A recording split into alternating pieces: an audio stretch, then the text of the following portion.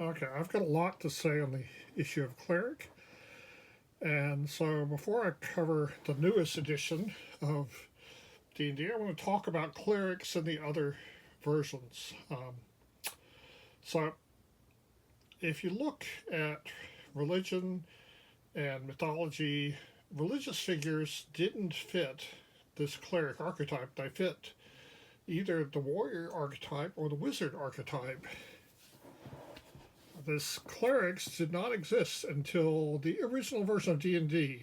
I'll go all the way back there. Thieves do not. And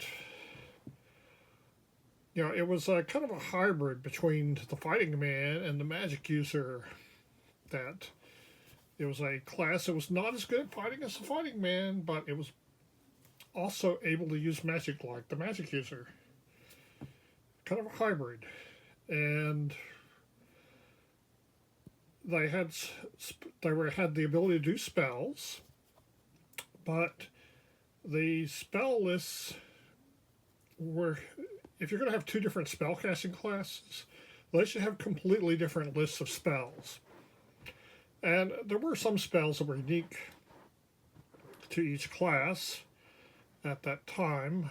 For example, the cure spells were unique for the clerics back then. But yeah, if you're going to have multiple spell castings, they should have different lists of spells that they can do. They should be able to do different things from each other.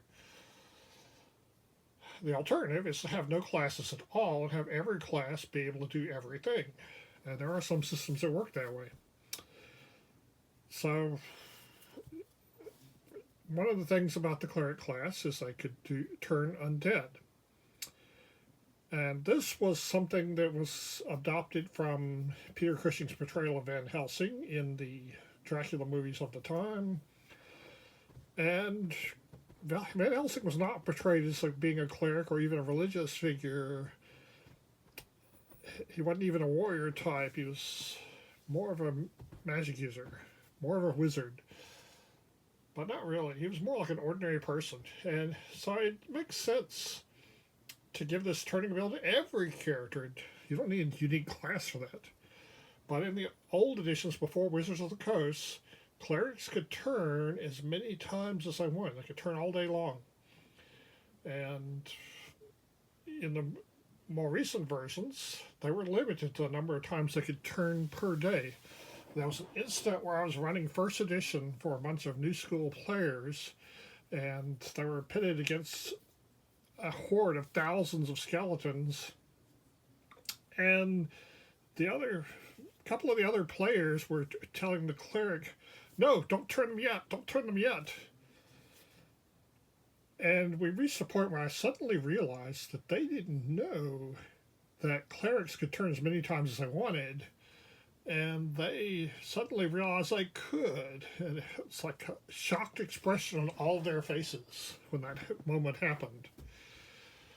So one of the things, though, about clerics is they had a limited selection of weapons, maces and clubs and things like that.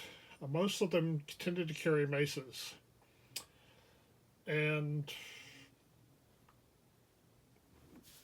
a lot of us wondered, why couldn't clerics of Odin carry spears?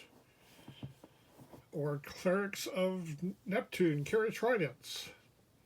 And so when second edition first came out, when we adopted it by continuing the play we always had and using the book to look things up in, the second edition book to look things up in. And I was the only one who read the book, the actual book. And the descriptions of the cleric class was not very clear. They had thrown all the cleric and druid spells into one pool and then divided them into spheres. And the description of cleric made it sound like clerics could use all of the spheres. And second edition really killed the druid. It was 20 years before I saw somebody run a second edition druid. And it was first edition druid was one of my favorite classes, so I was really upset about that. But then they came out with a splat book, the Complete Cleric's Guide, which subdivided a whole bunch of specialty priests who could only use some of the spheres and had different weapon choices. And I really liked that a lot. But more recently, when I tried to run that, a player came up with some. He asked if he could run a god from a particular world. I said, sure, fine. But he came up with a version of Cleric that had a super powerful list of spells and weapons it could use.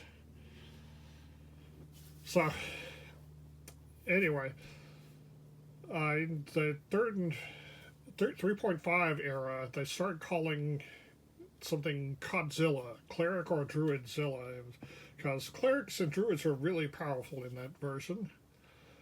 So I'm trying to give this new edition a fair chance, and so next time I will cover specifically this version of Cleric, and I hope I've covered everything outside of this edition that I was going to say. So